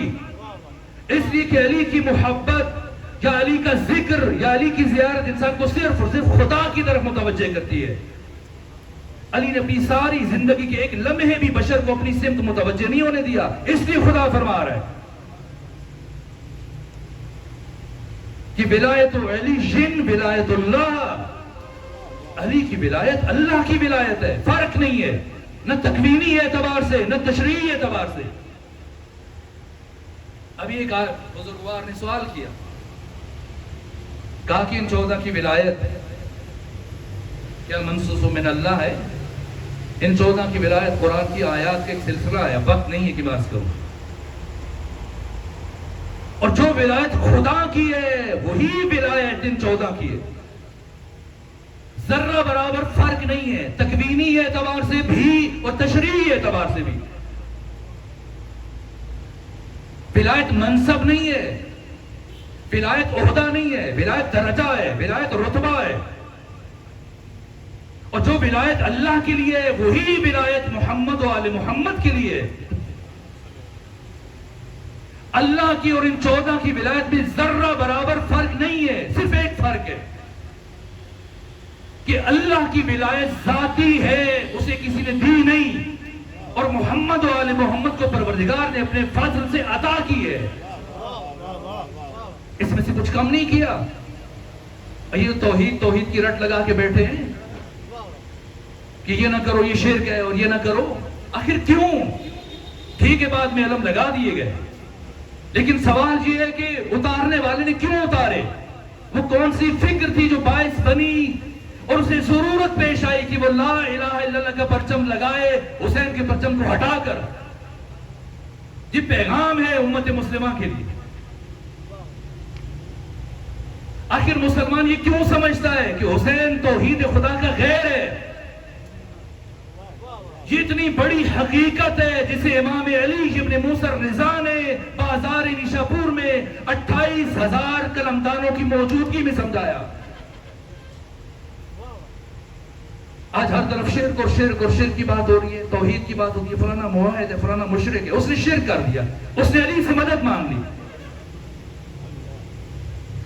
اور جب اس سے کہا جائے کہ تو نے علی سے مدد کیوں مانگی ہے، یہ کہتا ہے میں نے علی کو وسیلہ مانا. تجھے کس نے کہا کہ تو علی کو وسیلہ مان کے علی سے مدد مانگ؟ خود علی سے مدد مانگ. تجھے کس نے منع کیا ہے؟ مگر کیا علی اللہ کے مقابلے میں ہے؟ یہ 14 کی 14 اللہ کے طول میں نہیں ہے، اللہ کے مقابلے میں کوئی کچھ بھی نہیں ہے.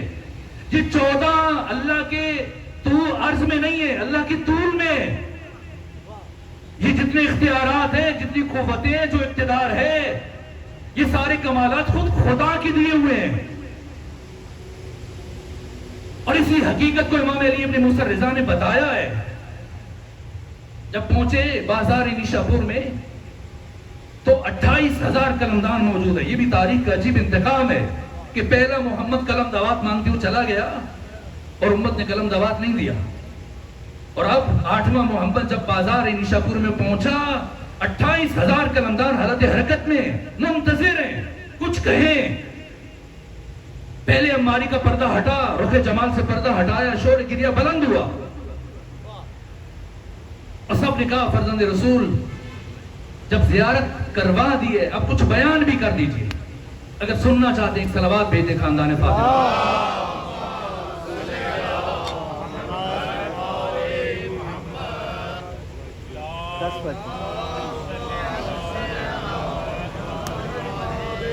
وقت ختم ہو گیا تو کیا گفتگو کو بھی رک جانا چاہیے. آپ جاری رکھیں. اگر یہاں روکا تو خود میں بھی بے چین رہوں گا اور شاید کوئی حقیقت کے متلاشی وہ بھی مضطرب ہے. میں کوشش کرتا ہوں مختصر کر دوں لیکن کچھ جملے کہہ دوں تاکہ بات کسی حد تک مکمل ہو جائے. زیارت کے بعد جب استفسار کیا کہ کچھ بیان کیجئے کچھ سنائیے ہم آپ کی زبان سے سننا چاہتے ہیں. جیسی مجمع کا شور اٹھا فرزند رسول کچھ سنائیے. آپ نے عجیب کام کیا کہ سنو مجھ سے میرے بابا موسیٰ کاظم نے ان سے ان کے بابا جعفر صادق نے ان سے ان کے بابا محمد باقر نے ان سے ان کے بابا علی زین العابدین نے ان سے ان کے بابا حسین ابن علی نے ان سے ان کے بھائی حسن مجتبیٰ نے ان سے ان کے بابا علی ابن ابی طالب نے ان سے محمد مصطفیٰ نے اور ان سے اللہ نے یہ فرمایا.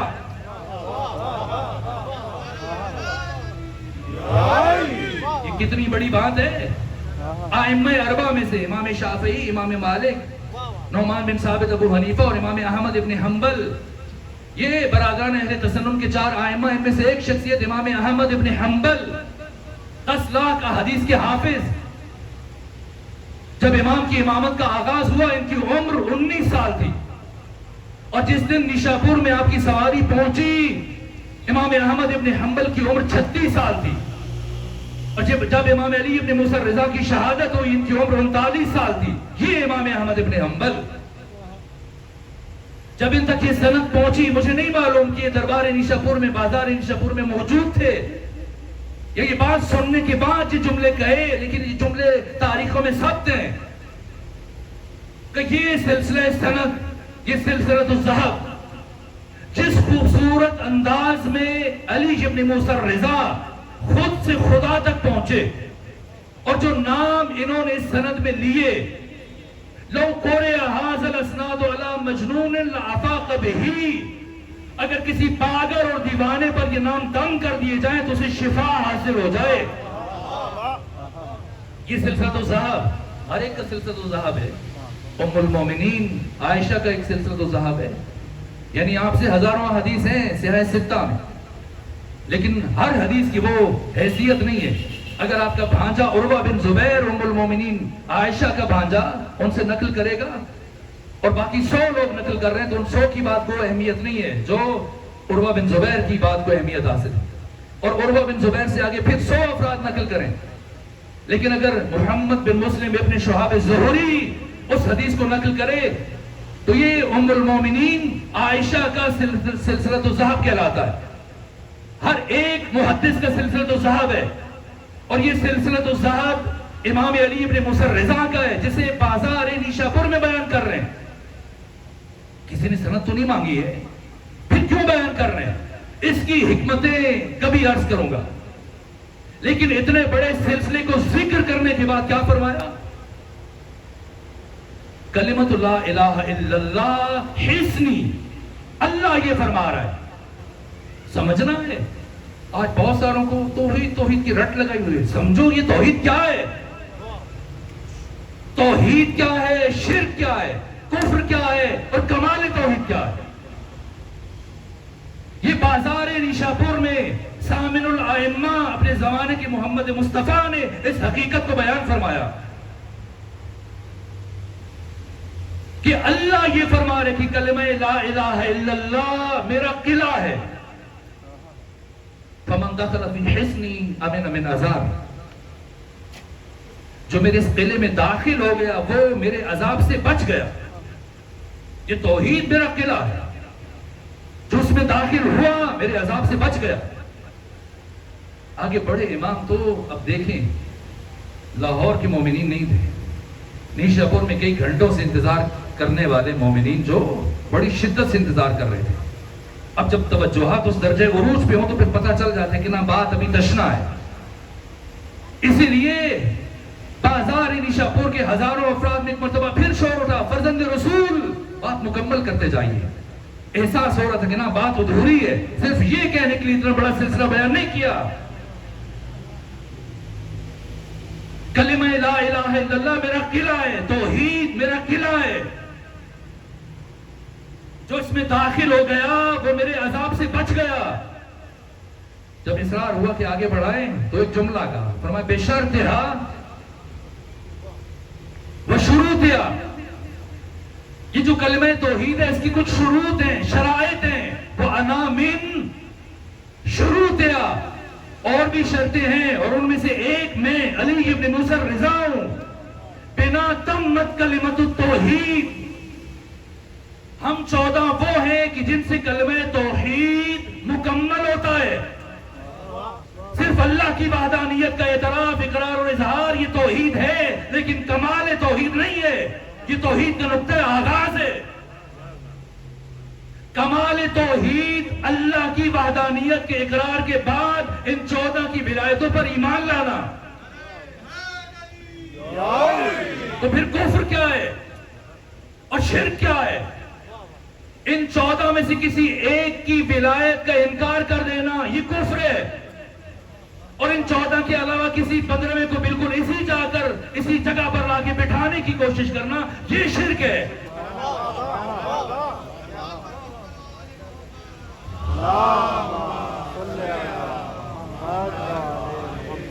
اب ایک صلوات ایسے بھیجیے جیسے صلوات بھیجنے کا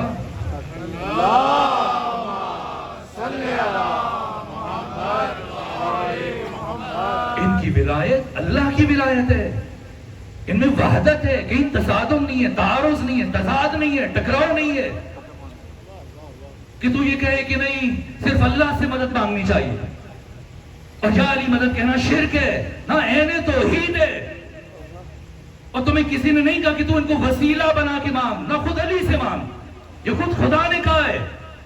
علی سے مانگنا ایسے ہی ہے جیسے خود خدا سے مانگنا ہے. یہ خدا کے مقابلے میں نہیں ہے، یہ اللہ کے عرض میں نہیں ہے، یہ اللہ کے طول میں ہے. یہ تمہاری مرضی ہے. جی چاہے تو کہو یا اللہ مدد، اگر جی چاہے کہو یا رسول اللہ مدد، اگر جی چاہے کہو یا علی مدد، اگر جی چاہے کہو یا مہدی مدد. جس سے بھی مانگو مل جائے گی مدد. لیکن اگر تو علی ابن ابی طالب کا بغض دل میں رکھ کر پھر کہے گا یا اللہ مدد، مدد تو نہیں ملے گی، لعنت ضرور مل جائے گی.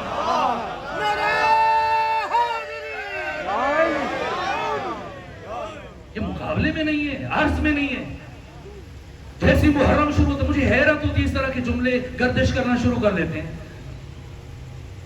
کہ محرم لباس کی تبدیلی کا مہینہ نہیں ہے، یہ کردار کی تبدیلی کا مہینہ ہے. یہ کس نے تمہیں کہا ایسی مسموم باتیں کرو؟ محرم لباس کی تبدیلی کا مہینہ بھی ہے اور محرم کردار کی تبدیلی کا مہینہ بھی ہے. یہ ٹکراؤ نہیں ہے ان باتوں میں. لباس کی تبدیلی یہ کردار کی تبدیلی کا پیش خیمہ ہے. یہ سیاہ لباس یہ سنت معصومین ہے. ابن ابی الحدید معتزلی نے بیان کیا.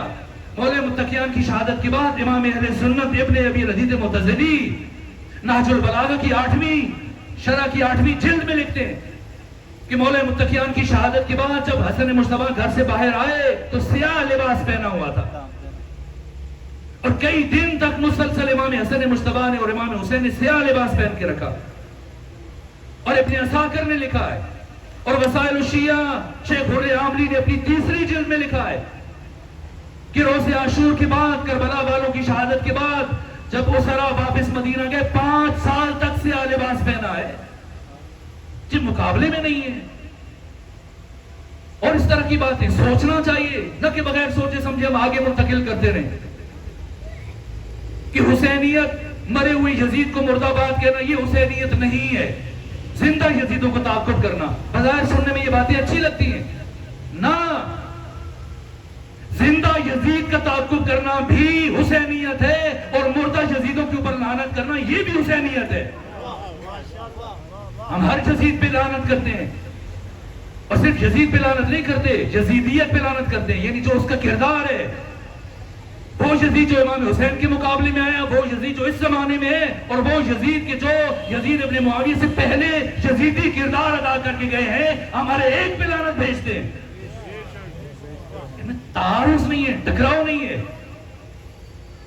علی ابن ابی طالب علیہ السلام کی شخصیت کی جاویدانگی کا راز علی ابن ابی طالب فنا فی ذات توحید ہے، اور حسین ابن علی کی زندگی کا جو اساسی ترین نقطہ ہے وہ بھی یہی ہے۔ جب مدینہ چھوڑا اور بھائی نے پوچھا کیوں جا رہے ہیں، اس فرمان کی شرح میں اگلے 5 دنوں میں عرض کروں گا، کیوں جا رہے ہیں؟ فیصلہ کن جملہ ارشاد فرمایا، اے حنفیہ شاء اللہ ان یرانی قتیلا، اللہ کی مشیت یہ ہے، اللہ کا ارادہ یہ ہے۔ حسین ارادہ خدا، حسین مشیت خدا۔ مورخ یہی لکھے گا کہ 28 رجب کو حسین نے مدینہ چھوڑا، لیکن خود حسین نے بتایا کہ 28 رجب کو ارادہ خدا نے مدینہ چھوڑا ہے۔ حسین مظہر ارادہ خدا۔ کس نے راستہ روکا؟ حر ابن یزید الریاحی نے 2 محرم کو، اور 10 محرم کو یہی حر اپنے بیٹے اور اپنے غلام کے ساتھ آنکھوں پٹی باندھ کے جب حاضر ہوا، کیا کہا؟ فرزند رسول، کیا میری توبہ قبول ہو سکتی؟ کیا جواب دیا امام نے؟ یا امام حسین فرمائے ہاں ہو سکتی، یا فرمائے نہ تو قابل معافی نہیں۔ جائیں اٹھائیں تاریخ اور سیرت کی کتابیں، ہر ایک میں ایک ہی جملہ درج ہے، یہ حسین ہے، مظہر رضا خدا۔ جیسی حر نے کہا کیا میری توبہ قبول ہو سکتی ہے؟ فرمایا حر جا، اللہ نے تجھے معاف کیا۔ حسین اللہ کی رضا کا مظہر، حسین مشیت پروردگار کا مظہر۔ نہ صرف حسین بلکہ یہ سارے کے سارے، یہ 72، کاش وقت ہوتا تو میں عرض کرتا ایک ایک کے متعلق بتاتا یا کچھ شخصیتوں کا تعارف کرواتا۔ کربلا کا چھوٹے سے چھوٹا فرد، حتی بچہ، حتی 4 برس کی بچی سکینہ، یہ معرفت مورخ کے قلم میں صلاحیت نہیں تھی، حسین نے تعارف کروایا، بتایا پہچانو میری سکینہ کون ہے۔ روز عاشور جب بیویوں سے رخصت ہوئے، فرمایا یا زینب و یا ام کلثوم و یا سکینہ و یا رباب و یا جاریت امی فردہ علیکن من السلام۔ آئے اور زین فرس پر تشریف فرما ہوا، ایڑ لگائی اور آپ کی سواری چل نہیں رہی۔ حضرت فرمایا اے میرے فرس باوفا، یہ میری آخری خدمت ہے، میں اس کے بعد تجھے زحمت نہیں دوں گا، لیکن آپ کی سواری اپنے مقام پہ رکی ہے۔ حضرت دوسرا جملہ ارشاد فرمایا اے میرے فرس باوفا، جب سب نے وقت آخر میرا ساتھ چھوڑ دیا، کیا تو بھی میرا ساتھ چھوڑ دے گا؟ اب آپ کی سواری نے، اس سرجنا نے اپنا چہرہ پچھلے سموں کی طرف موڑا۔ حسین نے موڑ کے دیکھا، عجیب قیامت کا منظر تھا۔ زین فرس سے زمین پر آئے، اپنی بیٹی کو گود میں لیا اور کھا کے کربلا پر بیٹھ گئے، اور بہت دیر تک باپ اور بیٹی ایک دوسرے کو سینے سے لگائے باتیں کرتے رہے۔ راوی کہتا ہے اس دوران حسین ابن علی کبھی اپنی بیٹی کے ہاتھوں کو بوسہ لیتے تھے، کبھی رخساروں کا بوسہ لیتے تھے، کبھی آنکھوں کا، کبھی کانوں کا، کبھی گلوئے اطہر کا۔ اور جب بہت وقت گزر گیا، آقا حسین نے کہا بیٹی سکینہ اب مجھے میدان جنگ میں جانے کی اجازت دیجیے۔ کہا بابا نہیں جانے دوں گی۔ سونے سکینہ کون ہے؟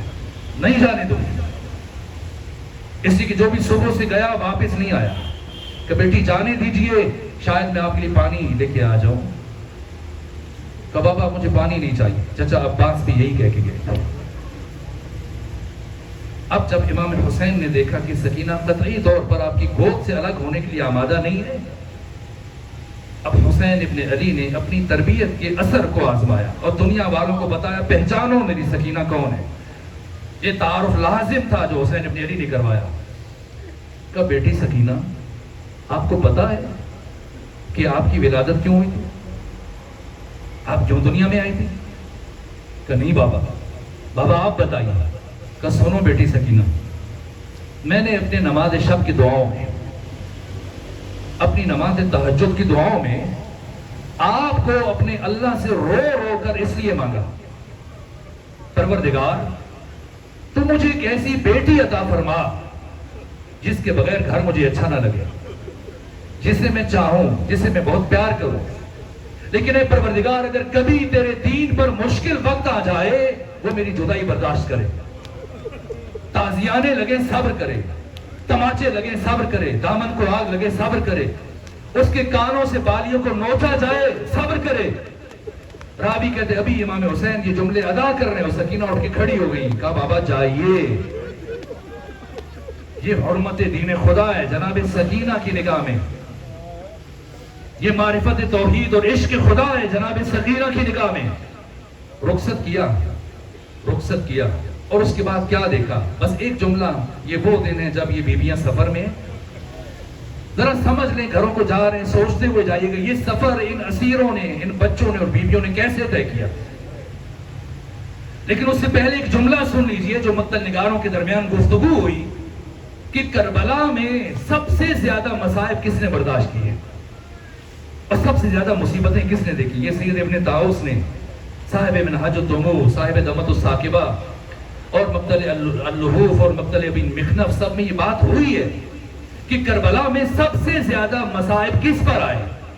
تو یہ جملہ لکھا گیا کہ وہ شہید جو پہلے دنیا سے چلا گیا اس کی مصیبت کم ہے بنسبت اس کے جو بعد میں گیا، کیونکہ کربلا میں مرنے سے زیادہ مشکل کام جینا تھا،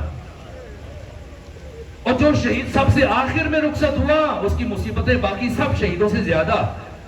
اور پھر یہ جملہ لکھا گیا کہ سارے شہیدوں کی مصیبتیں ایک طرف اور ایک قیدی کی مصیبت ایک طرف، اور پھر یہ جملہ لکھا گیا کہ سارے قیدیوں کی مصیبت ایک طرف اور حسین کی چھوٹی بیٹی سکینہ کی مصیبت ایک طرف۔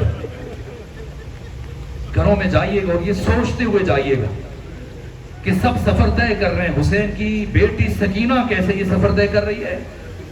میں نے روایتوں میں دیکھا 11 محرم جب اونٹ لائے گئے اور شمر آگے بڑھا کہ ہم سوار کریں گے سب کو، ثانیہ زہرا نے اپنی سبابہ کا اشارہ کیا کہ پیچھے ہٹ جاؤ، ہم مخدرات عصمت و طہارت ہیں، تم میں سے کوئی آگے نہیں بڑھے گا، ہم خود سوار ہوں۔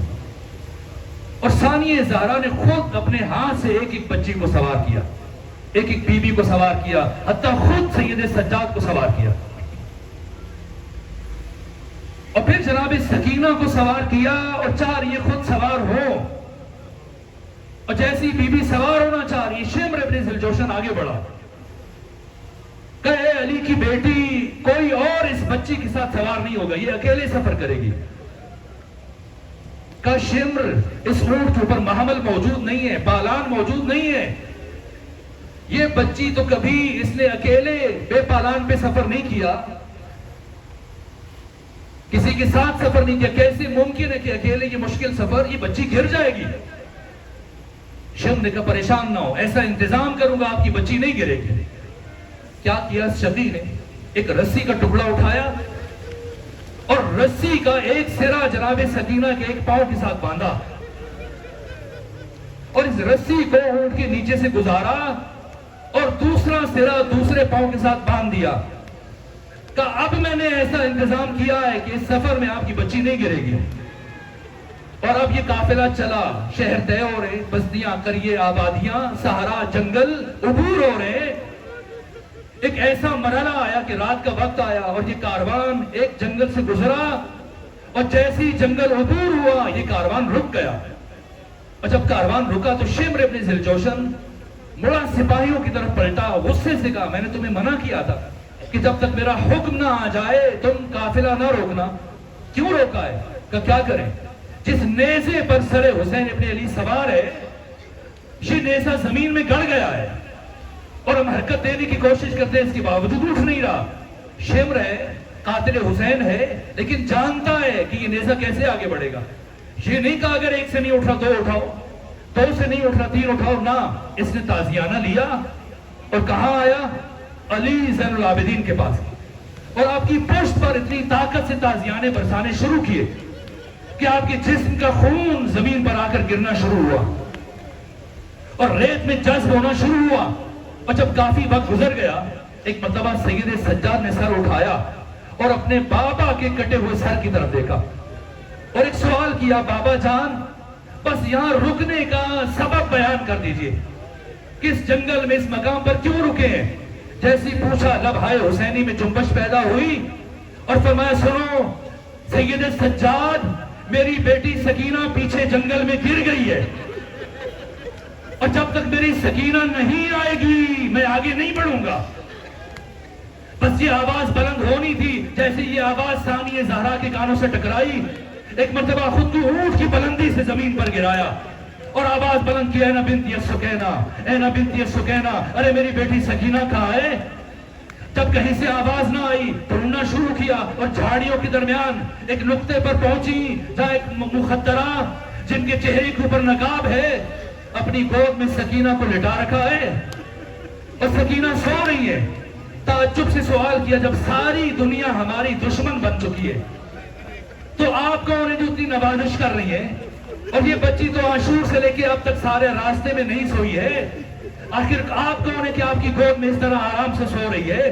ایک مرتبہ اس بی بی نے چہرے سے نقاب کو ہٹایا اور فرمایا زینب پہچانو اگر میری گود میں آرام نہیں کرے گی. اللہ لعنت اللہ علی القوم الظالمین وسيعلم الذين ظلموا أي منقلب ينقلبون إنا لله وإنا إليه راجعون رضا لقضائك وتسليما لأمرك لا معبود سواك يا غياث المستغيثين. پروردگار بحق سکینہ بنت الحسین جو حاضرین صف عذاب تشریف فرمائے, اپنے دل میں کوئی حاجت لے کے آئے, کوئی دعا لے کے آئے, بحق کے دختر حسین ابن علی ہر مومن کی ہر حاجت کو پورا فرما, ہر دعا کو مستجاب فرما. ہماری آج کی عبادت کو اپنی بارگاہ میں قبول فرما. ہماری اس عبادت کا ثواب اور اجر معین بھائی کی والدہ معظمہ کی روح کو ایصال فرما, ان کے درجات کو بلند فرما, ان کی آخرت کی تمام مشکلات کو آسان فرما اور انہیں شفاعت حسین ابن علی علیہ السلام عطا فرما. جو بیمار ہیں انہیں شفا عطا فرما, جو تندرست ہیں ان کی تندرستی دور فرما, جو پریشان حال ہے ان کی پریشانی کو دور فرما. پروردگار اس ذکر کا صدقہ ہم سب کو گناہوں کی قید سے رہائی عطا فرما, ہمارے والدین کے گناہوں کو معاف فرما, ہم سب کو نعمت تقویٰ عطا فرما. پروردگار علم اسلام کو سر بلند فرما, علم کفر کو سر لغو فرما, امام زمانہ کے سپاہیوں کی حفاظت فرما, بالخصوص امام کے وہ سپاہی جو شام میں ثانیہ زہرا کے حرم کے دفاع میں مصروف ہیں, ان کی حفاظت فرما, انہیں کامیابیاں عطا فرما. ہم سب پہ اپنی رحمت نازل فرما, اس گھر پہ, اس گھر کے رہنے والوں پر, تمام حاضرین پر اپنی خاص نعمتوں, رحمتوں اور